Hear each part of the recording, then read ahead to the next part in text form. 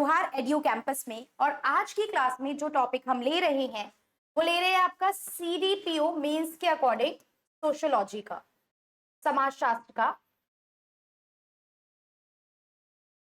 तो यहाँ पे आज की क्लास में जो हम बात करेंगे, जैसे कि सोशियोलॉजी में आप लोगों को पता है कि सोशियोलॉजी में जो सबसे इंपॉर्टेंट चीज होती है वो होते हैं समाजशास्त्रियों का अध्ययन।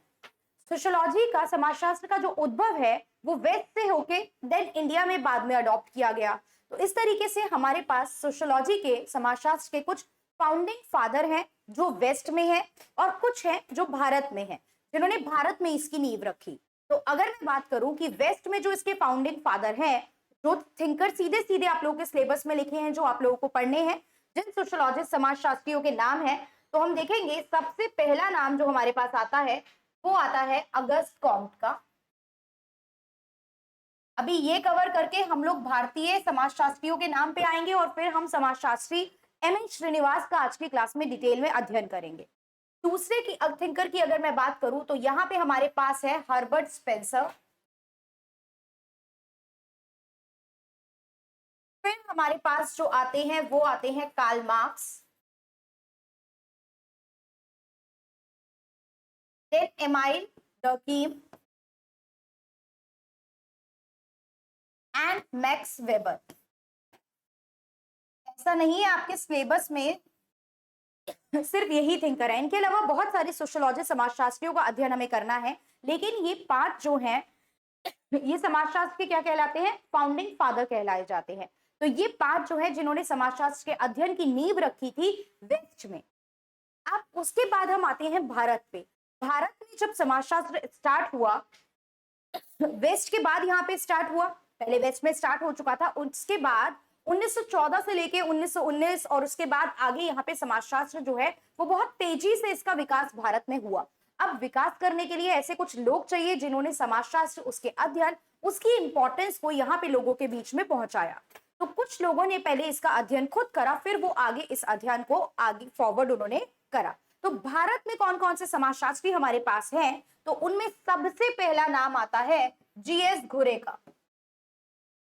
जीएस घुरे का, देखिए जीएस घुरे के बारे में एक क्लास मैंने पहले भी ली थी जिसमें मैंने जीएस घुरे के बारे में आप लोगों को बताया है कि किस तरीके से भारत में समाजशास्त्र का उद्भव हुआ और जीएस घुरे ने उसमें क्या रोल प्ले किया था, इनकी क्या भूमिका रही है। जीएस घुरे की मैं बात करूं तो आपका एक बॉम्बे विश्वविद्यालय में आपका सोशियोलॉजी का सेपरेट डिपार्टमेंट ओपन हुआ था। पहले भी, कुछ सालों पहले भी समाजशास्त्र पढ़ाया जा रहा था, लेकिन तब समाजशास्त्र जो था वो एक अलग विषय के रूप में स्कूल कॉलेजेस में नहीं लेके आया गया था। लेकिन यहाँ पे आपका 1914 के बाद से उसका जो डिपार्टमेंट था वो यूनिवर्सिटीज में अलग बनाना स्टार्ट कर दिया। तो बॉम्बे विश्वविद्यालय में जब अलग से सोशियोलॉजी का डिपार्टमेंट बनाया गया, समाजशास्त्र का डिपार्टमेंट बनाया गया, तो सबसे पहले जो उस डिपार्टमेंट के हेड रहे थे वो रहे थे पैट्रिक गीट्स। जो हेड रहे थे उस डिपार्टमेंट के वो रहे थे पैट्रिक गीट्स। लेकिन पैट्रिक गीट्स के टाइम पे ना ये इतना ज्यादा पॉपुलर हुआ नहीं। पैट्रिक गीट्स के टाइम पे समाजशास्त्र विषय के रूप में उतना ज्यादा चर्चित और पॉपुलर नहीं हुआ। पैट्रिक गीट्स के जस्ट बाद उनके ही एक जो स्टूडेंट थे जिनका नाम जीएस घुरे है, उन्होंने कमान संभाली और उन्होंने उस डिपार्टमेंट को लीड करा। इसीलिए जीएस घुरे को हम भारतीय समाजशास्त्र का जनक भी बोलते हैं, फादर ऑफ इंडियन सोशियोलॉजी भी बोलते हैं। फादर ऑफ सोशियोलॉजी अगर जनरल सेंस में हमसे पूछा जाए या हमें बताना हो तो वो है अगस्त कॉम्ट। लेकिन भारत के संदर्भ में जब बात की जाए, इंडिया के कंटेक्स्ट में जब बात की जाएगी, तो हम किसका नाम लेंगे? जीएस घुरे का। जीएस घुरे के बाद एक और फाउंडिंग फादर के नाम अभी हम लिख रहे हैं। जीएस घुरे के बाद एक और बहुत प्रोमिनेंट सोशियोलॉजिस्ट जो हमारे बीच में आते हैं, जो अगेन जीएस घुरे के विद्यार्थी रहे, उनसे इंस्पायर भी हुए हैं, वो हैं एम.एन. श्रीनिवास। इनकी चर्चा हम आज की क्लास में डिटेल में करेंगे। अब सीडीपीओ में आपका ऐसा तो है नहीं कि आपको 4 ऑप्शन देके आपको मार्क करना है। यहाँ पे हमें डिटेल में चीजें पता होनी चाहिए, किस तरीके से ये नॉर्मल समाज की अलग अलग चीजों की बातें कर रहे हैं, उनको हम किस तरीके से लिंक कर सकते हैं, और सबसे बड़ी बात कि कैसे इनके विषय में अगर क्वेश्चन आ जाए तो आप उनको एक्सप्लेन करके चीजों को लिख सकते हैं, तो वो हम देखेंगे। इसके बाद एक और नाम जो भारतीय समाजशास्त्र में आता है फाउंडिंग फादर में, वो है इरावती कर्वे जी का। देन हमारे पास एक और नाम आता है, वो आता है राधा कमल मुखर्जी का। अब ऐसा नहीं है इनके अलावा इंडिया में और थिंकर्स ही नहीं थे, इंडिया में और भी बहुत सारे समाजशास्त्री रहे हैं जिनको हम देखेंगे जितने हमारे सिलेबस में हम पढ़ेंगे, लेकिन ये जो 4-5 नाम मैं आपको बता रही हूँ ये फाउंडिंग फादर कहलाए जाते हैं। इनको हम क्या बोलते हैं? फाउंडिंग फादर समाजशास्त्र का। क्लियर? अब हम लोग बात करेंगे एम एन श्रीनिवास की। एम एन श्रीनिवास को डिटेल में समझते हैं, इनके अध्ययन क्या क्या है, इनकी इंपॉर्टेंट किताबें क्या है, किस कंटेक्स्ट में किस किस चीजों के बारे में इन्होंने बात किया। तो एम एन श्रीनिवास का जो पूरा नाम है सबसे पहले ये जान लेते हैं। इनका पूरा नाम है मैसूर नरसिम्हाचार श्रीनिवास। अब नाम जो है वो हिंदी इंग्लिश दोनों में सेम होता है, नाम में कोई अंतर नहीं है। इनका जो नाम है वो है मैसूर नरसिम्हाचार श्रीनिवास। इनका जन्म जो है वो साउथ इंडिया के एक प्लेस मैसूर में हुआ, तभी आप देख रहे हो नाम भी इन्होंने अपने नाम के साथ अटैच किया। इनका जन्म मैसूर में हुआ। इनका जन्म जो है वो 1919 में हुआ और इनकी मृत्यु 1999 में हुई।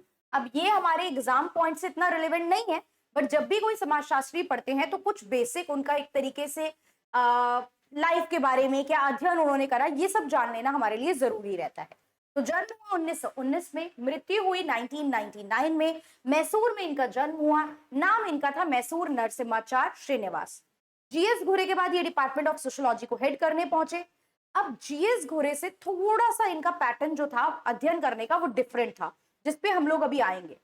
उससे पहले हम ये जानते हैं कि इन्होंने जो मास्टर की थी, देखो आगे सोशियोलॉजिस्ट बने हैं, अपनी थ्योरी पब्लिश करी है, इसका मतलब कि इन्होंने पीएचडी करी है। पीएचडी करने के लिए पहले मास्टर करनी जरूरी है, तो यहाँ पे इन्होंने मास्टर भी की है। तो मास्टर में जो एक लघु शोध होता है, आपका रिसर्च होता है, बट डिटेल पीएचडी वाला रिसर्च नहीं है। मास्टर में आपका कई बार जब आप मास्टर करते हो किसी पर्टिकुलर सब्जेक्ट में, तो वहां आपको एक छोटा सा शोध करना होता है अपने विषय पे। तो यहाँ पे इन्होंने मास्टर में शोध जो करा था, क्वेश्चन आपको एक्सप्लेन करने को आ सकता है उस टॉपिक से रिलेटेड भी चीजें, कि वो इनका विषय क्या था। अब इनके विषय से हमें थोड़ा आइडिया लगेगा इनकी अध्ययन का कि ये किस बारे में बात कर रहे हैं। Family and marriage in Mysore.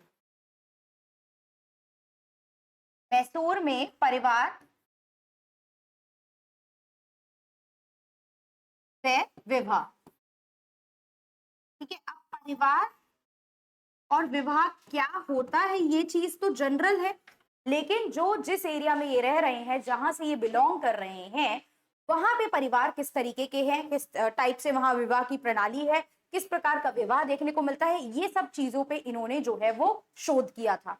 अभी ये शोध में क्या मेथड यूज करते हैं वो भी हम देखेंगे, जो इन्हें जीएस घुरे और बाकी लोगों से भी क्या करता है, भिन्न बनाता है, डिफरेंशिएट करता है। अब इनके पीएचडी के थीसिस, मतलब पीएचडी का इनका विषय क्या रहा है, पीएचडी इन्होंने किस चीज पे करी है, वो किस पे करा, मैसूर में परिवार व विवाह। ये इन्होंने करा है economy and society among the Coorg of south India. South India में एक प्लेस है कुर्ग, कर्नाटका में, वहां पे इन्होंने कुर्ग का अध्ययन करा कि वहां पे किस तरीके से अर्थव्यवस्था व समाज वर्क करता है। तो आपका दक्षिण भारत में कुर्ग का अर्थव्यवस्था व समाज, क्लियर, दक्षिण भारत में कुर्ग का अर्थव्यवस्था एवं समाज। अब कुर्ग का इनके अध्ययन में क्या रोल है, क्या रिलेवेंस है, क्या इंपॉर्टेंस है, वो हम अभी बात करेंगे।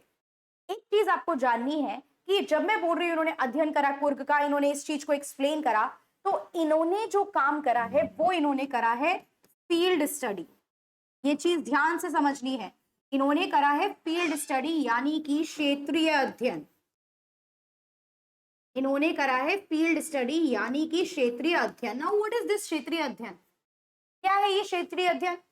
देखिए जीएस घुरे की मैं बात करूं तो जीएस घुरे जो है वो क्षेत्रीय अध्ययन नहीं करते थे। जीएस घुरे एक इंडोलॉजिस्ट थे। जीएस घुरे एक इंडोलॉजिस्ट थे, भारतीय विद्या शास्त्र को फॉलो करते थे। अब ऐसा नहीं है जीएस घुरे ने इस चीज को गलत बताया। अच्छा पहले समझ लो ये क्या होता है, राइट, पहले समझ लो ये क्या होता है, फिर आगे और भी चीजों पे बात करते हैं। तो समझने के कंटेक्स्ट में हम लोग देखते हैं भारतीय विद्याशास्त्र इंडोलॉजिस्ट जो अप्रोच फॉलो करते हैं वो लोग कौन होते हैं, जो अध्ययन कर रहे हैं इस बेसिस पे कि वो भारतीय समाज को पढ़ रहे हैं।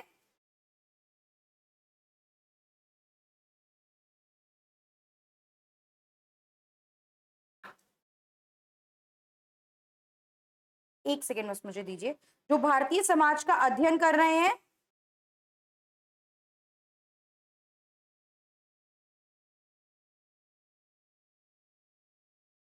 किस बेसिस पे अध्ययन कर रहे हैं भारतीय समाज का? भारत की किताबों को पढ़ के, भारत की किताबों का अध्ययन करके, भारत के जो टेक्स्ट है, पुरानी जितनी भी आपकी किताबें हैं, उनका अध्ययन करके वो भारतीय समाज की बात करते हैं। मतलब वो बुक व्यू को फॉलो करते हैं। क्लियर? वो किताबी आपकी जो एरिया होता है उसको वो लेते हैं। सिंपली मुझे किसी टॉपिक के बारे में अध्ययन करना है, अपनी थ्योरी बनानी है, रिसर्च करनी है, मैं क्या कर रही हूँ, मैं अपने रूम में अपनी चेयर पे बैठी हूँ और मैंने किताबें ली उस टॉपिक से रिलेटेड, पुराने किसी समाजशास्त्री का, किसी इतिहासकार का, किसी ने भी उस विषय के बारे में जो लिखा है मैंने पढ़ना स्टार्ट करा और उस बेसिस पे अपने पॉइंट्स नोट करने स्टार्ट करे और फिर उस बेसिस पे, उस अध्ययन पे अपनी थ्योरी जो है वो मैंने फॉर्म कर ली।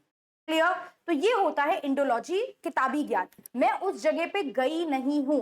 और इसके विपरीत जो फील्ड स्टडी होता है वो ये होता है कि इसमें आप फील्ड स्टडी में हम लोग क्या करते हैं, हम उस पर्टिकुलर जगह पे जाते हैं।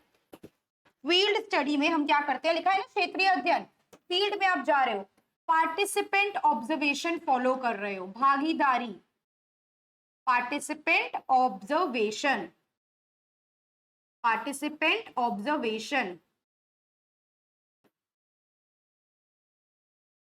भागीदार अवलोकन,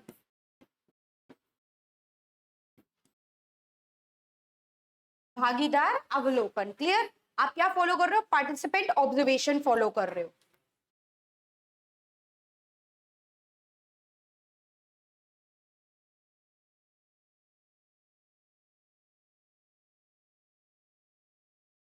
पार्टिसिपेंट ऑब्जर्वेशन मींस कि आप उस पर्टिकुलर जगह पे गए, आप वहां रुके, आपने वहां का अध्ययन करा, उन लोगों के बीच में रहे, उन लोगों से बातचीत कर रहे हो और डेली बेसिस पे उनकी जो भी एक्टिविटीज हैं, जो भी क्रियाएं हैं, उनको उनमें एक हिस्सा ले रहे हो। वहीं पे जैसे मान लीजिए एक पर्टिकुलर विलेज की मैं स्टडी कर रही हूँ, एक पर्टिकुलर गांव का या किसी एरिया का मैं अध्ययन कर रही हूँ, तो मैं वहीं जाके रहने लग गई, उन्हीं लोगों के बीच में रह रही हूँ, तो बहुत ध्यान से उनको ऑब्जर्व कर पाऊंगी, उनका बिल्कुल डायरेक्ट हिस्सा बन पाऊंगी। तो ये होता है पार्टिसिपेंट ऑब्जर्वेशन और फील्ड स्टडी, जो श्रीनिवास ने फॉलो करी, घुरे ने नहीं करी थी। घुरे एक इंडोलॉजिस्ट थे और वो फादर ऑफ इंडोलॉजी भी कहलाते हैं। और वहीं जो एम एन श्रीनिवास थे वो इंडोलॉजी को क्रिटिसाइज नहीं कर रहे हैं, वो ये नहीं कह रहे हैं कि इंडोलॉजी गलत चीज है, बल्कि वो तो जीएस घुरे को ट्रिब्यूट भी देते हैं, उनसे इन्फ्लुएंस, उनसे प्रभावित भी होते हैं, क्योंकि उनके जो है वो टीचर रहे थे जीएस घुरे, तो इंडोलॉजी को भी वो कहीं ना कहीं साथ लेते हैं, लेकिन वो एक नया कंसेप्ट लेके आते हैं भारतीय समाजशास्त्र में, यानी कि फील्ड स्टडी। तो भारतीय समाजशास्त्र में क्षेत्रीय अध्ययन का जनक अगर पूछा जाए, भारतीय समाजशास्त्र के जनक का नाम क्या है? जीएस घुरे। पर अगर पूछा जाए, मतलब आपका ऑब्जेक्टिव नहीं है तो पूछा नहीं जाएगा आपसे, आपको तो एक्सप्लेन करनी है चीजें, हमें सीडीपीओ में मेंस में लिखना है, पर ये क्लियर रखना है कि क्षेत्रीय अध्ययन का जनक हमारे कौन, मतलब अगर हमें मेंशन करना हो तो कौन है? एम एन श्रीनिवास है। Clear?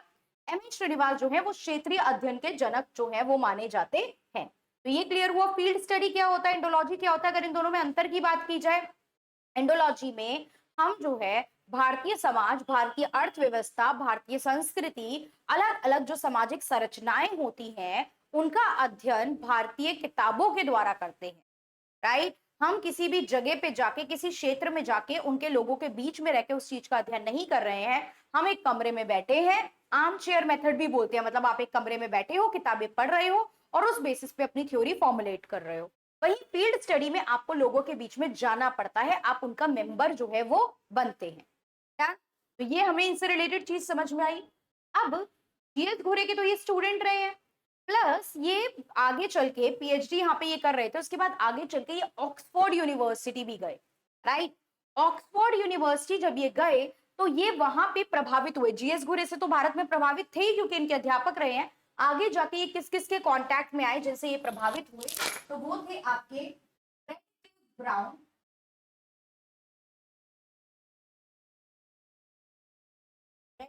Brown and Evans Richard. कौन थे? Radcliffe Brown and Evans Richard. Wait for a while.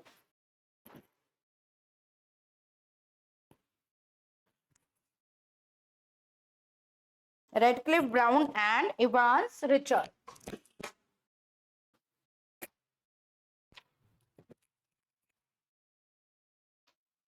Radcliffe Brown and Evans Richard.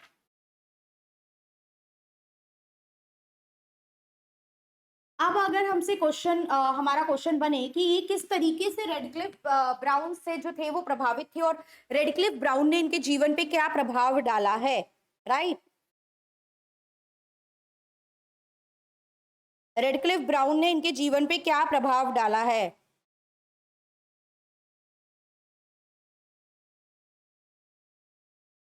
अगर इस तरीके से क्वेश्चन बन जाए तो आगे हमारा टॉपिक इसी से रिलेटेड है। आज मैं इनके रिलेटेड इंपॉर्टेंट कंसेप्ट के नाम आप लोगों को बताती हूँ। देखिए अभी मैं एक एक करके ये सारी चीजें आपको एक्सप्लेन करूंगी। एम एस श्रीनिवास से रिलेटेड है ये सारी चीजें जिनका एक एक करके मैं नाम लिख रही हूँ। नंबर फर्स्ट, संरचनात्मक प्रकार्यवाद। इंग्लिश हिंदी दोनों में लिखूंगी, डोंट वरी अबाउट दैट। संरचनात्मक, आई होप ये विजिबल होगा जो भी मैं लिख रही हूँ, राइट, कलर, ठीक है। संरचनात्मक प्रकार्यवाद यानी कि स्ट्रक्चरल फंक्शनलिज्म, ये क्या होता है, इनसे किस तरीके से रिलेटेड है, इस पे मैं बात करूंगी। लेकिन अभी इनसे रिलेटेड हम कंसेप्ट की बात कर रहे हैं, है ना। फील्ड स्टडी में बता चुकी हूँ, क्षेत्रीय अध्ययन करा इन्होंने, राइट। क्षेत्रीय अध्ययन की बात मैं आप लोगों से कर चुकी हूँ। नॉट दिस क्षेत्र, क्षेत्रीय अध्ययन करा इन्होंने, field study.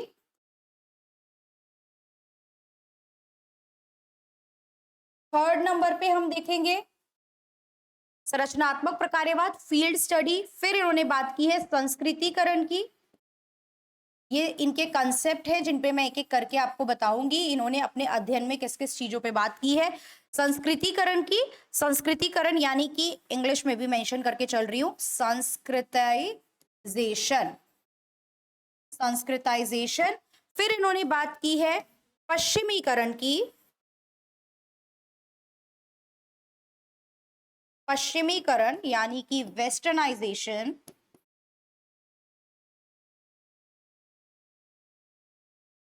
And then we have आधुनिकरण,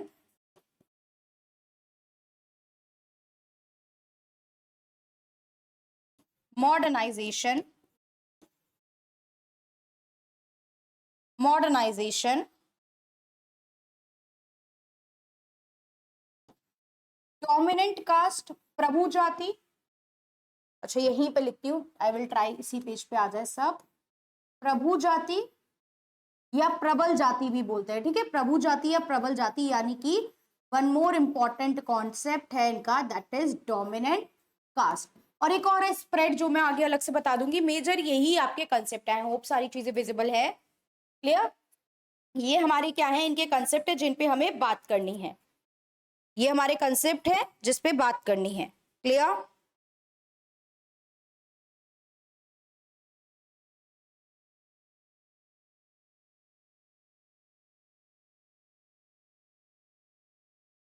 तो क्या क्या कंसेप्ट है इनके। एक हमें पढ़ना है संरचनात्मक प्रकार्यवाद यानी कि आपका स्ट्रक्चरल फंक्शनलिज्म। फिर अच्छा ये यहाँ स्ट्रक्चरल फंक्शनलिज्म है। फिर आपका क्षेत्रीय अध्ययन यानी कि फील्ड स्टडी। फिर हमें पढ़ना है संस्कृतिकरण, देन पश्चिमीकरण, देन आधुनिकरण एंड प्रभु जाति। तो अभी मैंने आपको इनका क्षेत्रीय वाला पार्ट बताया कि क्षेत्रीय अध्ययन आपको करना है, फील्ड स्टडी करनी है। तो फील्ड स्टडी इन्होंने दो मेजर प्लेसेस की करी है। एक तो आपको बताया गया कुर्ग की इन्होंने स्टडी करी, क्लियर। एक तो कुर्ग की इन्होंने अध्ययन करा और एक इन्होंने अध्ययन करा है एक गांव जिसका नाम है रामपुरा विलेज।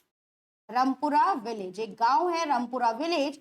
और इसी जब विलेज का इन्होंने अध्ययन करा तो इन्होंने अपनी एक फेमस पुस्तक भी लिखी थी, the remembered village, the remembered village. और अभी याद रखना, मैंने अभी एक क्वेश्चन आपसे पूछा था कि रेडक्लिफ ब्राउन का इनके जीवन पे क्या प्रभाव पड़ा। रेडक्लिफ ब्राउन का श्रीनिवास के जीवन पर क्या प्रभाव पड़ा, ये क्वेश्चन मैंने आपसे पूछा है। तो इस पॉइंट को भी हम एक्सप्लेन करेंगे। और एम एस श्रीनिवास एक देखिए इंपॉर्टेंट सोशोलॉजिस्ट है।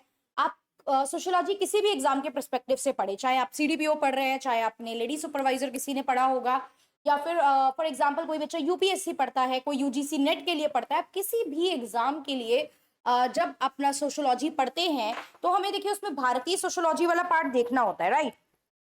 हमें उसमें भारतीय सोशियोलॉजी वाला पार्ट देखना होता है, और उस पार्ट में हमारे एम एन श्रीनिवास जो है वो बहुत इंपॉर्टेंट जो है वो थिंकर हो जाते हैं। क्लियर? तो ये चीज जो है वो हमें देखनी है कि रंगपुरा विलेज का जब इन्होंने अध्ययन करा तो उस अध्ययन के आधार पे इन्होंने अपनी एक बहुत फेमस पुस्तक द रिमेम्बर्ड विलेज लिखी थी। इनकी और भी किताबें हैं जिन पे हम आगे भी बात करेंगे। ये कंसेप्ट फील्ड स्टडी वाला होता क्या है समझ में आया। क्षेत्रीय अध्ययन इन्होंने करा कहाँ कहाँ का, ये समझ में आ गया। अब आते हैं जो क्वेश्चन मैंने आप लोगों से पूछा था कि ये रेडक्लिफ ब्राउन से जब ये ऑक्सफोर्ड यूनिवर्सिटी गए तो इनका इंटरेक्शन हुआ, ये मिले रेडक्लिफ ब्राउन, इवांस रिचर्ड से। और जब आप किसी से मिलते हो, किसी के साथ काम करते हो, तो कई बार या तो आप उनके क्रिटिक्स हो जाते हो, मतलब आपको उनका काम नहीं सही लग रहा है, आप बोलते हो नहीं यार ये नहीं, ये तरीका सही है, राइट। आप बोलोगे ये नहीं, ये तरीका सही है, या फिर आप बोलोगे कि नहीं मैं आपके विचारों से बिल्कुल सहमत हूं, आप बहुत अच्छा काम कर रहे हैं, और आप उनके विचारों को खुद अडॉप्ट करके आगे उस चीज को बढ़ाओगे। तो इसी तरीके से ये रेडक्लिफ ब्राउन और इवांस रिचर्ड से प्रभावित हुए, और उनसे प्रभावित होने की वजह से ही ये किस कंसेप्ट पे, किस विचारधारा पे काम करने लगे, स्ट्रक्चरल फंक्शनलिज्म पे। समाजशास्त्र को अध्ययन करने की बहुत सारी विचारधाराएं होती है, विचारधाराओं पे हम क्लास अलग से करेंगे, जैसे कि आपकी इवोल्यूशनरी विचारधारा होती है, जैसे कि संघर्षवादी होती है, कॉन्फ्लिक्ट होती है। कॉन्फ्लिक्ट से संबंध रखते थे सीधा सीधा कार्ल मार्क्स।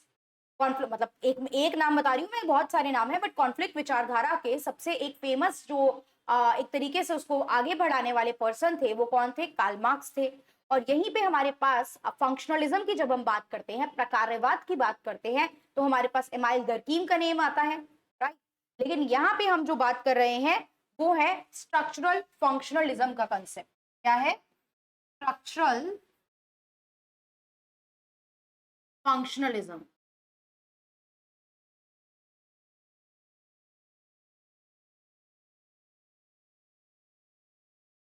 संरचनात्मक प्रकारवाद। संरचनात्मक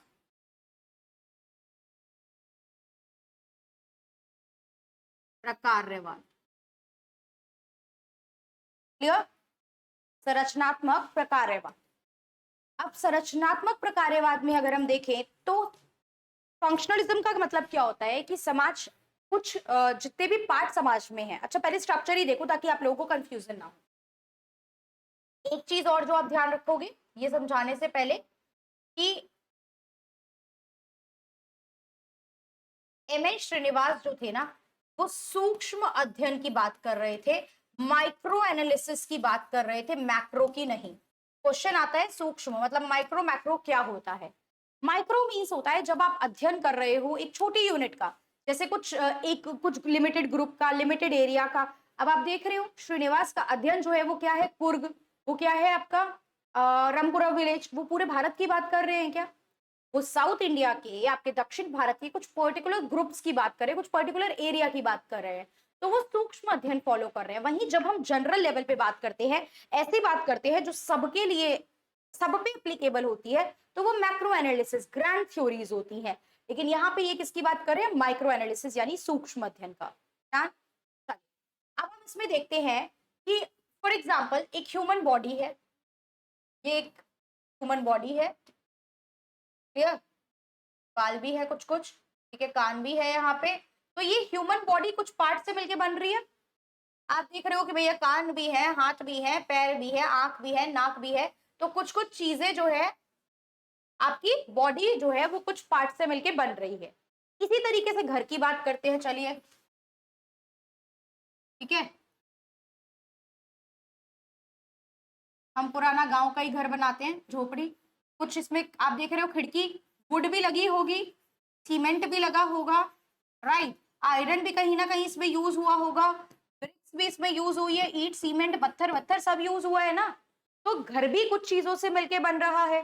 तो जितनी भी चीजें होती हैं, चाहे घर हो चाहे इंसान हो, हर चीज का एक स्ट्रक्चर होता है, हर चीज का एक स्ट्रक्चर होता है। बॉडी का भी एक स्ट्रक्चर है ना, सर ऊपर है पैर नीचे है। अब आप कह दो किसी के पैर ऊपर आ जाए सर नीचे आ जाए, तो बॉडी की बात करी जाए, ह्यूमन बॉडी की, किसी घर की, या फिर आप अपने समाज की बात करो, चाहे आप सोसाइटी की बात करो, क्लियर, चाहे आप समाज की बात करो, सोसाइटी की बात करो।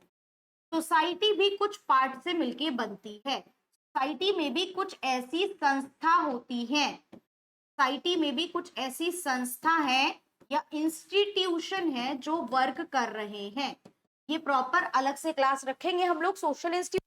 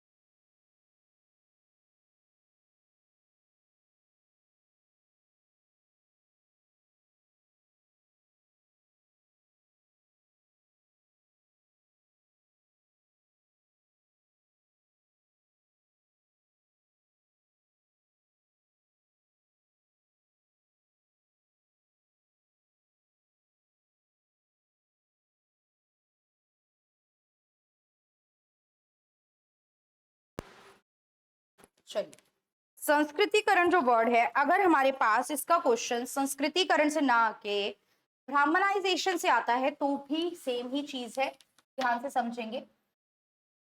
इन्होंने इसी कंसेप्ट के लिए पहले एक वर्ड यूज किया था, ब्राह्मणाइजेशन, यानी कि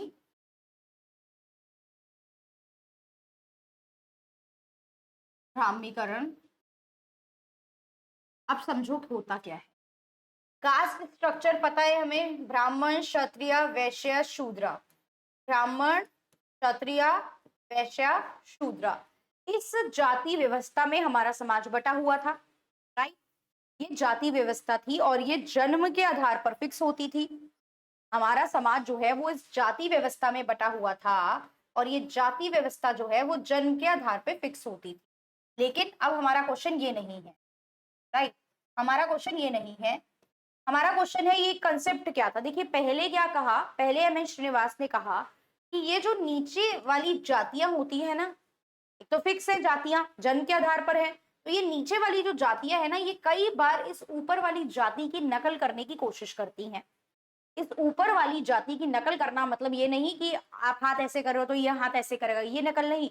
उनके व्यवहारों को, उनकी संस्कृतियों को अपनाने की कोशिश की जाती है। जैसे कि जनेऊ धारण करना, ब्राह्मण जनेऊ धारण करते थे तो नीचे की कास्ट के लोगों ने जनेऊ धारण करना स्टार्ट किया, तो इस सब टाइप तिलक धारण करना स्टार्ट करा। क्यों ये काम कर रहे थे लोग, तो एम.एन. श्रीनिवास जी ने अध्ययन करा और ये देखा कि अब आपके पास पैसा भी आ गया, बाकी कास्ट के लोगों के पास पैसा भी आ गया, लेकिन फिर भी उन्हें समाज में वो प्रेस्टीज, वो सोशल स्टेटस और पोजीशन नहीं मिल रहा था जो उन्हें मिलना चाहिए। तो लोगों ने देखा कि यहाँ पे बात पैसे की है ही नहीं, सम्मान के लिए तो ये जाति व्यवस्था रिस्पॉन्सिबल है, तो इसीलिए लोग ये काम करना स्टार्ट करते थे। तो जब नीचे की कास्ट के लोग ब्राह्मणों की नकल कर रहे हैं, वो कंसेप्ट ब्राह्मणाइजेशन था। नकल करना मतलब इमिटिएट करना, when the lower caste people are imitating the behaviour, the attitudes, the culture of the upper caste people, यानी कि आपके व्यवहार, नीचे जाति के लोग जब ऊंची जाति के लोगों के व्यवहार का, उनके एटीट्यूड्स का, उनकी संस्कृति को, उनकी संस्कृति की नकल करते हैं, तो वो जो था वो ब्राह्मणाइजेशन कहलाया, जब ब्राह्मणों की नकल की जा रही थी। बट जैसे जैसे आगे बढ़े, इनकी बात को कुछ लोगों ने क्रिटिसाइज भी किया और ये देखा गया कि ऐसा नहीं होता है कि सिर्फ ये लोग ब्राह्मणों की ही नकल कर रहे हैं, नहीं, नीची जाति के लोग जो है वो अपने से ऊंची जाति की भी नकल करते हैं। हो सकता है ये शूद्रास वैश्य के को भी इमिटिएट करे या वैश्य क्षत्रिय को भी करे। तो ब्राह्मणाइजेशन वर्ड एक एप्रोप्रिएट वर्ड तो नहीं है, ये तो सिर्फ सिर्फ एक ही कास्ट को सुप्रीम में रख रहा है, दैट इज ब्राह्मण।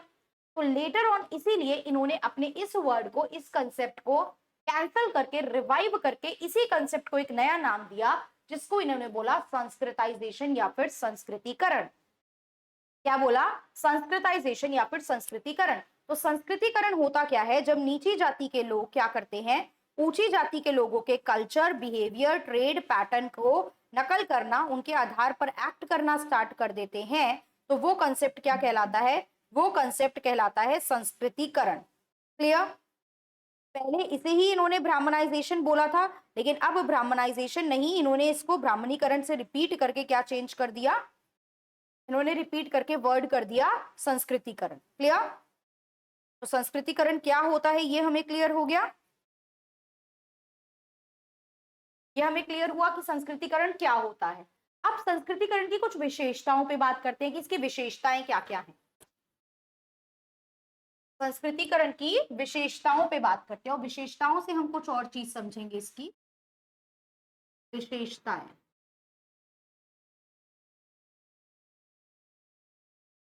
क्लियर? विशेषताएं।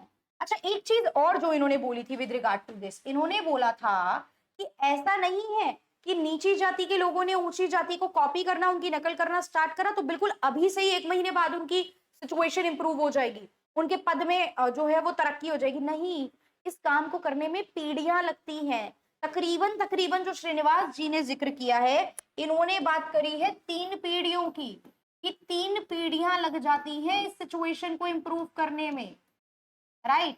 3 पीढ़ियां लग जाती हैं इंप्रूव करने में, 3 जनरेशन। तो 3 पीढ़ियां लग जाती हैं इस सिचुएशन को इंप्रूव करने में। मतलब आज इस जनरेशन ने ट्रेड अडॉप्ट किए, तिलक लगाना, जनेऊ धारण करना, ये सब, नॉनवेज छोड़ दिया, अच्छे से रहने लग गए हैं। अगली जनरेशन जब वो अपनी बड़ी जनरेशन को ये करता हुआ देख रही है, तो आगे जो बच्चे होंगे वो भी यही करेंगे, उनके बच्चे भी यही करेंगे। तो जो तीसरी जनरेशन आई उसको उस चीज से फायदा मिलना स्टार्ट होगा, उसको वो रिस्पेक्ट और वो प्रेस्टीज मिलना स्टार्ट होगी। क्योंकि अगर मैंने फॉलो करना स्टार्ट करा तो मेरे आसपास के लोगों को और मेरे काफी ट्रेड से लोगों को पता चल जाएगा ना कि मतलब मेरी जो जाति है वो क्या रही होगी। अब जैसे मान लो लोगों ने क्या करना स्टार्ट करा, लोगों ने नाम के साथ अपना कोई और सरनेम ऐड कर दिया और अपना बिहेवियर ट्रेड्स में चेंज करना स्टार्ट कर दिया, जो अपर कास्ट के लोग फॉलो करते हैं वो करना स्टार्ट कर दिया। अब आपके पास पैसा आ चुका है, आपके बिहेवियर कास्ट जो है वो भी अपर कास्ट जाति जैसी आपकी संस्कृति हुए, तो आने वाली जनरेशंस का किसी को क्या पता है, राइट? तो वो जनरेशन उन चीज का बेनिफिट ले सकती थी, उनको समाज में सिचुएशन और पद में जो है वो एक उन्नति देखने को मिल सकती थी। और ये चीज ऐसा नहीं है 1800-1900 से चल रही है। श्रीनिवास जी ने कहा है ये बहुत पहले से चलती आ रही प्रक्रिया है, ये बहुत पहले से प्रक्रिया चल रही थी। 1800-1900 में तो उन्होंने उसके फायदे देख के बताए हैं कि हाँ लोगों को मिल रहे हैं। और बाद में तो देखो धीरे धीरे, आज की मैं बात करूं तो कास्ट सिस्टम हट के अब क्लास सिस्टम चल रहा है। अब जन्म आधारित भेदभाव कम है, ऐसा नहीं बोलूंगी मैं खत्म हो गए हैं, बहुत जगह पे आज भी हैं, कम हो गए हैं, लेकिन अब क्लास आधारित, इनकम आधारित, upper class, middle class, lower class, यानी जो मनी के आधार पे, इनकम के आधार पे जो असमानताएं हैं वो हमें ज्यादा देखने को मिलती है। क्लियर? क्योंकि कास्ट को लेके तो रूल्स आ चुके हैं, अवेयरनेस हो चुकी है, एजुकेशन आ चुकी है, चीजों में परिवर्तन है, तो वो थोड़ा कम हो चुका है जितना पहले होता था उसके मुकाबले। चलिए, तो ये हुआ। अब इसकी विशेषताओं पे हम बात कर रहे थे। विशेषताओं में पहली विशेषता तो ये रहेगी पद परिवर्तन। पद परिवर्तन, स्टेटस चेंज की बात है, स्टेटस चेंज की बात हो रही है ना। आप जब उनके अपर कास्ट के बिहेवियर को अडॉप्ट कर रहे हो तो बात हो रही है कि आप जो अपना पद है, पदोन्नति की बात कर रहे हो, पद उन्नति की बात कर रहे हो, आप अपने स्टेटस इंप्रूवमेंट की बात कर रहे हो, तो एक पॉइंट तो ये रहेगा। दूसरा रहेगा कि ये क्षैतिज व लंबवत हो सकता है। क्षैतिज व लंबवत यानी कि हॉरिजॉन्टल एंड वर्टिकल। ध्यान से देखेंगे आप, हॉरिजॉन्टल एंड वर्टिकल। जनरली तो देखो वर्टिकली बोल रहे हो ना, ब्राह्मण, क्षत्रिय, वैश्य, शूद्र, ये इनके कल्चर अडॉप्ट कर ले, या ये इनका कर ले, या ये इनका कर ले, तो ये आप बोल तो रहे हो वर्टिकल ना। इस तरीके से वर्टिकल मूवमेंट क्या होता है, इस तरीके से जब कोई चीज मूव कर रही होती है तो ऊपर या नीचे, और हॉरिजॉन्टल क्या होता है जब समान। तो भाई वर्टिकल तो ये होता है, लेकिन कई बार कुछ केसेस में ये आपका हॉरिजॉन्टल यानी कि क्षैतिज भी हो सकता है। कैसे? जैसे शूद्रास के अंदर ही कई बार बहुत सारी जातियां हैं, शूद्रास के ही तो एक ग्रुप को अनटचेबल बोल के उनके साथ दुर्व्यवहार किया जा रहा था। शूद्रास में भी बहुत सारी जातियां हैं, तो कई बार हो सकता है शूद्रास में ही जो निम्न जाति है वो अपनी उच्च जाति को कॉपी कर रही हो, ये भी पॉसिबल है ना। तो उस केस में जो परिवर्तन है, जो चेंज है, जो शिफ्ट है, वो कैसा है, वो आपका हॉरिजॉन्टल है, वो एक ही लेवल पे हो रहा है, शूद्रास के अंदर ही हो रहा है। तो इस केस में हम देखते हैं कि ये हॉरिजॉन्टल भी हो सकता है और वर्टिकल भी, ये चीज रहेगी। उसके अलावा ये निरंतर चलने वाली प्रक्रिया है, ऐसा नहीं है आज हुई खत्म हो गई। आप हमेशा मतलब लोग हमेशा क्या करते हैं, चेंज की बात करते हैं, लोग हमेशा सामाजिक बदलाव की बात करते हैं और सामाजिक बदलाव में परिवर्तन की बात करते हैं, और परिवर्तन में हमेशा जो नीचे ग्रुप के लोग होते हैं वो ऊपर के ग्रुप को देख के जो है वो परिवर्तन की बात करते हैं, क्लियर, परिवर्तन की बात करते हैं। तो ये एक चीज आपको ध्यान रखनी है, निरंतर चलने वाली प्रक्रिया है, ऐसा नहीं है कि अभी हुई एंड देन खत्म हो गई। वहां पे भी आप देख रहे थे कि श्रीनिवास जी ने टोटल 3 जनरेशन की बात की है इससे रिलेटेड। एक और पॉइंट जो हम इसमें देखेंगे, ये पूरे समूहों की बात करती है, ये ऐसे नहीं कह रही है एक व्यक्ति, ये पूरे ग्रुप को ले रही है। कि जब मतलब संस्कृताइजेशन का जो कंसेप्ट है वो पूरे ग्रुप की बात कर रहा है, कि जब शूद्रास वैश्यास की नकल कर रहे हैं या वैश्यास ब्राह्मण की नकल कर रहे हैं, तो ये चीज बोल रहे हैं पूरे समूह को, पूरे वर्ग को लेके बात की गई है। ये किसी एम श्रीनिवास ने किसी एक व्यक्ति विशेष की बात नहीं की है, ये नहीं बोला शूद्रास में से कोई 4 लोग, नहीं, पूरे निम्न जाति जब बोला है या उच्च जाति जब वर्ड यूज करा है तो पूरी जाति, उनके पूरे ग्रुप की बात ये करी है। तो ये पूरे एक समूह की बात करता है, क्लियर। क्लियर? ये हमें समझ में आ गया संस्कृताइजेशन क्या है, संस्कृतिकरण के से एम एस श्रीनिवास क्या बोलते हैं। अच्छा, नॉर्मल लेवल पे फायदे नुकसान डिस्कस करते हैं। फायदे की बात की जाए तो ये है कि जब आप इस तरीके से उनके कल्चर ट्रेड को फॉलो कर रहे हो तो हो सकता है समानता मिले, हो सकता है पद में परिवर्तन आ जाए, आप कर तो उसी के लिए रहे हो ना, तो आपको आपके पद में परिवर्तन आ जाएगा, आपका स्टेटस इंप्रूव हो जाएगा और आपको वो बेनिफिट जो है वो समाज में मिलने लगेंगे, आपको अपॉर्चुनिटीज और अवसर जो है वो समाज में मिलने लगेंगे जो पहले निम्न जाति के होने की वजह से नहीं मिल पा रहे थे। लेकिन नुकसान भी है। नुकसान क्या कि आप अपनी जो है अपनी चीजों को छोड़ के, अपनी चीजों को छोड़ के, अपने कल्चर अपनी संस्कृति को छोड़ के दूसरों के कल्चर को अडॉप्ट कर रहे हो, तो इससे आपकी सांस्कृतिक खनन है, राइट। संस्कृताइजेशन का एक नुकसान वाला पॉइंट जो है वो ये है कि ये सांस्कृतिक खनन को बढ़ावा देती है। इससे क्या है, आपका सांस्कृतिक खनन होता है। क्लियर? ये चीज हमें माइंड में रखनी है कि इससे हमारा क्या हो रहा है, सांस्कृतिक खनन हो रहा है। ये हमें समझ में आ गया पॉइंट। तो ये फायदे नुकसान हमें मतलब आगे मैं आप लोगों को इंक्लूड करवा दूंगी ये सारी चीजें, डोंट वरी अबाउट दैट। कैसे लिखेंगे, हम क्या करेंगे, अभी आज की class is not about that, कितना कैसे क्या लिखेंगे, क्या क्वेश्चन आएगा, धीरे धीरे वर्क होगा। पहले कंसेप्ट माइंड में बिठाओ, फिर कंटेंट, पहले कंसेप्ट फिर कंटेंट फिर आंसर्स। क्या वर्क कर, किस तरीके से वर्क कर होती है चीजें, पहले आपका कंसेप्ट क्लियर होना चाहिए टॉपिक को लेके, ठीक है। कंसेप्ट समझ में आ गया ये चीज किस बारे में बात करती है, फिर भागेंगे कंटेंट के तरफ कि कितना वर्ड लिखे, कितना पेज भरे, फिर आप लोग थोड़ा कंटेंट को क्या करोगे, लर्न करोगे, तो लर्निंग पॉइंट आता है। और फिर लर्न मतलब सब चीजों का रट्टा नहीं मारना है। जब कंसेप्ट समझ लोगे, कंटेंट मिल जाएगा, रीड कर लोगे, लर्न हो जाएंगी चीजें, फिर राइटिंग वाले पार्ट पे अपने आप वर्क हो जाएगा। तब मैं भी कुछ बोल सकती हूँ ना, अच्छा यहाँ से ये लिखना है, वहां से ये लिखना और मर्ज कर देना। अभी कंसेप्ट ही नहीं पता है तो मैं सीधा यहाँ पे जंप करूंगी तो उसका कोई फायदा नहीं है। और अभी मैं पूरी लिखी लिखाई पीडीएफ ओपन करके आंसर रीड आउट करके बता दूं तो उसका भी कोई फायदा नहीं है। वो आप कहीं से भी कर सकते हो, मार्केट से कोई सी भी बुक उठाएंगे आपको वो सारी चीजें मिल जाएंगी। तो सीधा इस स्टेप पे नहीं पहुंचना है, ये एक तरीका है, तो छोटे छोटे कदम लेके इस तरीके से वर्क करना है। चलिए अब एक और वर्ड पे आते हैं। संस्कृताइजेशन से मिलता जुलता एक और वर्ड है डीसंस्कृताइजेशन।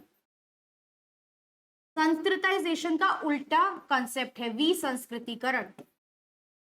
विसंस्कृतिकरण मतलब जब लोअर कास्ट अपर कास्ट को फॉलो कर रही है वो संस्कृतिकरण, जब अपर कास्ट लोअर कास्ट के बिहेवियर एटीट्यूड कल्चर को फॉलो कर रहे हैं तो वो विसंस्कृतिकरण।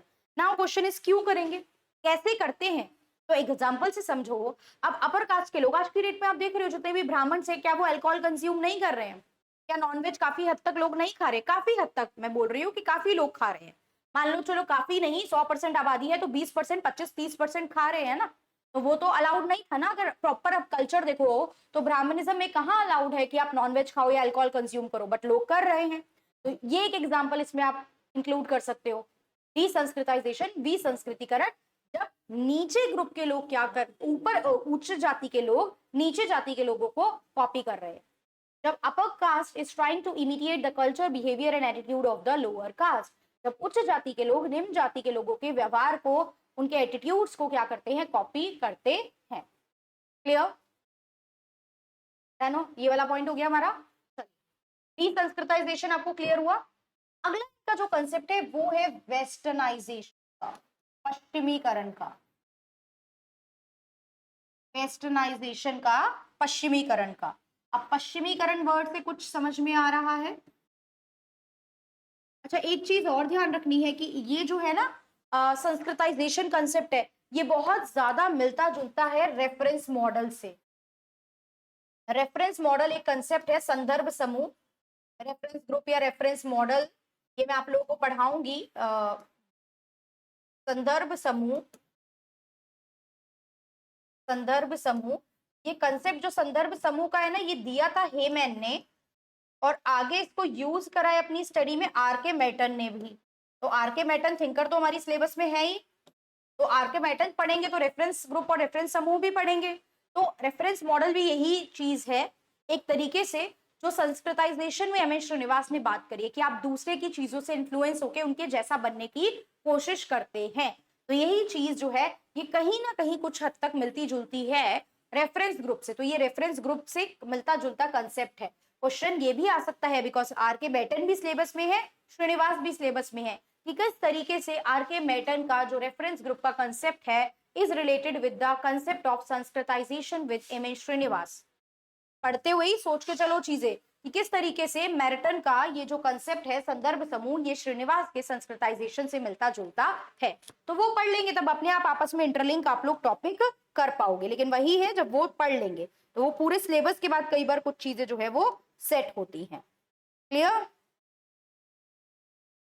क्लियर हो गया? हमें विशेषताएं भी क्लियर हो गई।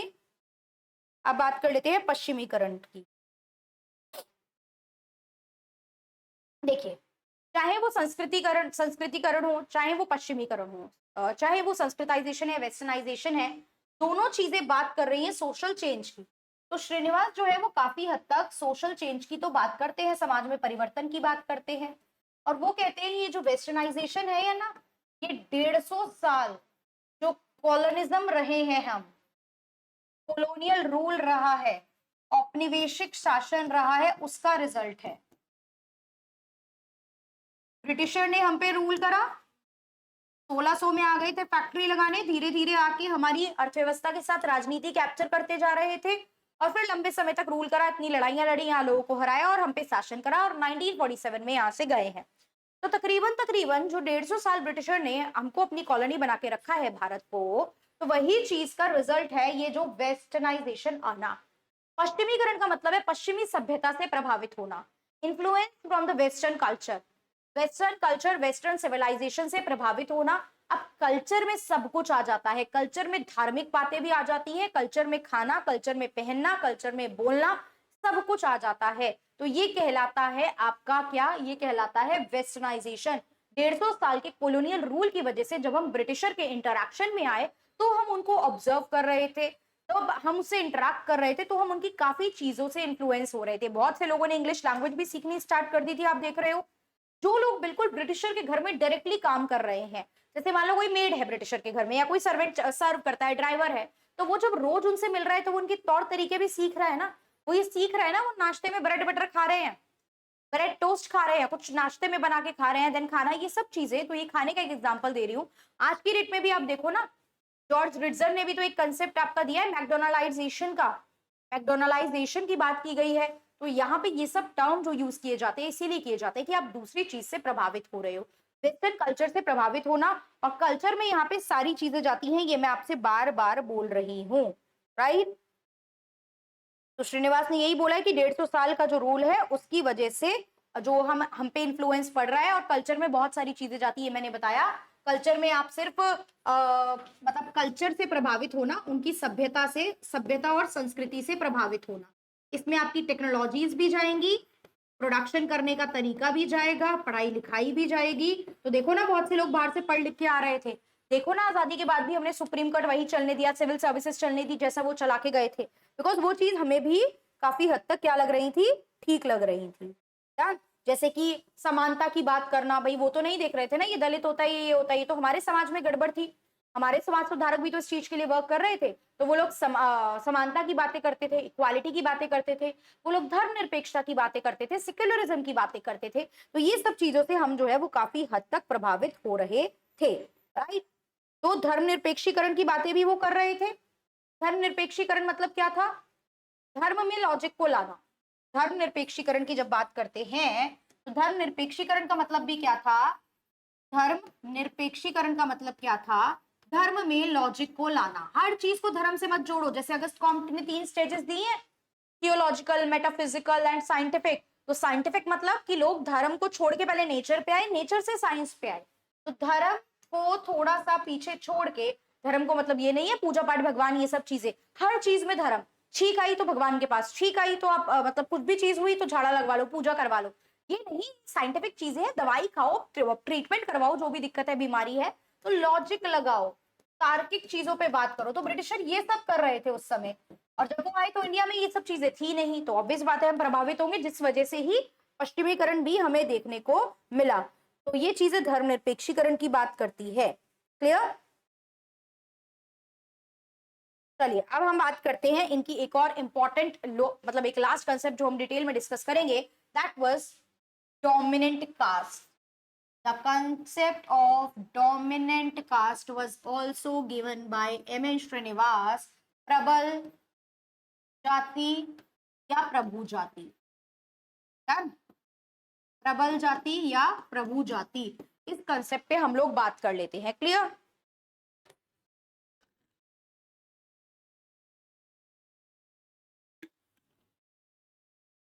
इस कंसेप्ट का जो जिक्र है वो एम.एन. श्रीनिवास ने कहां पे किया? अपनी एक किताब social structure of Mysore village में किया। इन्होंने इसका जिक्र अपनी एक बुक, इस पर कंसेप्ट का जिक्र अपनी एक book social structure of Mysore village में किया। Clear? Social structure of Mysore village में इन्होंने इसकी बात की। अब यहाँ पे ये बोलना क्या चाहते हैं, देखो डोमिनेंट कास्ट क्या, जो डोमिनेट कर रही है, जो प्रबल है। अब नॉर्मली आप क्या कहोगे कि ब्राह्मण, नहीं, बट हर जगह ऐसा नहीं होता। डोमिनेंट कास्ट को इन्होंने क्षेत्रीय बेसिस पे बोला। देखो हर जगह तो ऐसा नहीं है कि ब्राह्मण डोमिनेटिंग पोजीशन पे होंगे। कास्ट सिस्टम में ओवरऑल ब्राह्मण, क्षत्रिय, वैश्य, शूद्र है, लेकिन मान लो कोई एक गांव है जहां पे ब्राह्मण सिर्फ 10 रह रहे हैं और क्षत्रिय रह रहे हैं 50, तो राजनीति में उनका ज्यादा जोर नहीं है, उनकी वहां खेती पे ज्यादा जोर नहीं होगा, मतलब लैंड उनकी ज्यादा नहीं होगी, उनका क्या एक ग्रुप नहीं बना होगा, सोशल स्टेटस उनका ज्यादा नहीं होगा, तो चलेगी ज्यादा किसकी? क्षत्रिय की। वहां ब्राह्मण तो नहीं हो रहा ना डोमिनेट। तो इन्होंने यही बोला डोमिनेंट कास्ट जो होती है वो हर जगह पे ऐसा नहीं होता है कि एक ही जो फिक्स है वो हो गई है, कि कोई एक जाति जो होती है वो प्रबल जाति मानी जाती है तब जब, अब इंडियाज विलेजेस में भी इन्होंने लिखा है, राइट, इंडियाज विलेजेस में भी इन्होंने इस बात को मेंशन किया है, राइट। इंडियाज विलेजेस में भी इन्होंने इस चीज को बताया, प्रबल जाति के कंसेप्ट को इंडियाज विलेजेस में भी इन्होंने प्रबल जाति के कंसेप्ट को मेंशन किया है। क्या बोला है इन्होंने कि कोई एक प्लेस पे, किसी एक क्षेत्र पे कोई जाति प्रबल जाति कब होगी? जब उसकी न्यूमेरिकल स्ट्रेंथ है, सबसे पहली बात वो संख्या में अधिक है। जैसे मैंने अभी आपको बताया कि किसी एक जगह पे ब्राह्मण जो लोग हैं वो 5 है, लेकिन जो क्षत्रिय रह रहे हैं वो आपके 50 है, तो संख्या में अधिक है, राइट। ओनरशिप ऑफ रिसोर्सेज ज्यादा है। अब ऑब्वियस बात है, देखो जब वो 50 लोग हैं तो जो संसाधन है ना, चाहे भूमि वगैरह, संसाधन जो भूमि है वो उनके नाम पे ज्यादा है, उसमें उनकी ओनरशिप है, मतलब प्रोडक्शन उनका ज्यादा है। राजनीतिक पावर उनके पास है, पॉलिटिकल पावर। जब वो 50 लोग हैं तो चलेगी भी उनकी, ग्रुप भी अपना बनाएंगे, राजनीतिक जो शक्ति है, राजनीतिक जो पावर है, राजनीतिक सत्ता है वो भी उनके पास रहेगी। और जब राजनीतिक पावर, पैसा है तो सोशल स्टेटस तो अपने आप ही आ जाएगा ना, राइट। तो सोशल स्टेटस जो है, सामाजिक जो आपका जो एक तरीके से समाज में आपका जो स्टेटस है, पद है, वो भी आपका ही ज्यादा होगा। तो इन आधार पे डिपेंड करता है कि आपकी प्रबल जाति कौन सी होगी, राइट। ये सब बातें डिसाइड करती है कि आपकी प्रबल जाति कौन सी होगी। ये नहीं कि कास्ट में नॉर्मली ब्राह्मण टॉप पे है, बट हर बार ये बात सही नहीं होती है, कुछ जगहों पे ये बात अलग भी होती है। तो इन्होंने प्रबल जाति के लिए ये कुछ पॉइंट्स बताए थे जो मैंने अभी आपके सामने लिखे हैं। तो प्रबल जाति का कंसेप्ट आएगा तो हमें लिख के ये सब चीजों को भी एक्सप्लेन करना पड़ेगा। क्लियर? ये क्लियर हो गया हमें? देखो अब हमने क्या क्या बात की है, एम.एन. श्रीनिवास की। होप यहाँ तक चीजें समझ में आई होंगी आप लोगों को सारी। श्रीनिवास जी के काफी कंसेप्ट हम लोगों ने कर लिए, काफी क्या मेजर सारे कंसेप्ट हमने इनके कर लिए। श्रीनिवास जी कब जन्म हुआ, कब मृत्यु हुई, इनका थीसिस का टॉपिक क्या था, जीएस घुरे से इंस्पायर थे, रेडक्लिफ ब्राउन से इंस्पायर थे, इवांस रिचर्ड से इंस्पायर थे। जब कहाँ गए? जब ये गए हैं ऑक्सफोर्ड यूनिवर्सिटी। स्ट्रक्चरल फंक्शनलिज्म यानी संरचनात्मक प्रकारवाद का कंसेप्ट इन्होंने दिया है। फील्ड स्टडी इन्होंने की है, क्षेत्रीय अध्ययन किया है। भारत में क्षेत्रीय अध्ययन के जनक इन्हें बोला जाता है। इसके अलावा अगर हम देखेंगे कि इन्होंने क्या करा है, संस्कृताइजेशन, संस्कृतिकरण का कंसेप्ट, विसंस्कृतिकरण वो भी हमने साथ में देखा।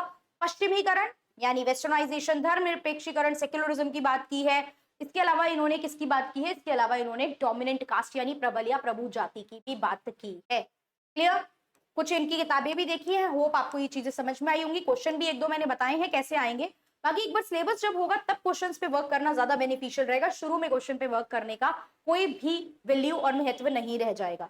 एक बार हम कुछ टॉपिक कर लेते हैं, फिर हम देखेंगे किसके क्वेश्चंस किस तरीके से आ सकते हैं। जैसे मैंने बताया कि ये रेफरेंस ग्रुप से लिंक करता है, तो रेफरेंस ग्रुप उन आरके मैटन का किस तरीके से श्रीनिवास से लिंक करता है, तो जब तक आरके मैटन डिटेल में नहीं पढ़ोगे तो वो भी समझ नहीं आएगा। तो we will compare this later on, right. जब हम पढ़ लेंगे तो कंपेयर करके इस तरीके के क्वेश्चन भी सॉल्व करेंगे, और मैं कुछ क्वेश्चंस आप लोगों को लिखने के लिए भी दूंगी कि आप लोग लिखो ये क्वेश्चंस और भेजो रिव्यू करने के लिए कि आप क्या गलतियां कर रहे हो, किस तरीके से आपकी आंसर राइटिंग और स्ट्रक्चर को बेटर किया जा सकता है। We will work on all that thing. Clear? So this is the topic, this is the concept जो हमने भारतीय समाज से रिलेटेड पढ़ा। भारतीय समाज के एक बहुत इंपॉर्टेंट समाजशास्त्री जीएस घुरे के बाद एम एन श्रीनिवास को हमने आज की क्लास में खत्म कर लिया है। तो आई होप समझ में आया होगा। अगली क्लास में मिलते हैं with some other topic, with some other concept. और अगर आप चाहते हो कि कोई कंसेप्ट स्पेशली कि ये कंसेप्ट कवर करा जाए तो आप भी कमेंट करके बता सकते हो कि इस कंसेप्ट को हम लोग नेक्स्ट आपका जो टॉपिक मतलब जो भी आपका वीडियो रहेगा नेक्स्ट वीडियो में हम आपके उस कंसेप्ट को कवर करेंगे। तो आप लोग कमेंट करके बताएंगे कि क्या टॉपिक नेक्स्ट क्लास में चाहिए। So that's all. Thank you everyone.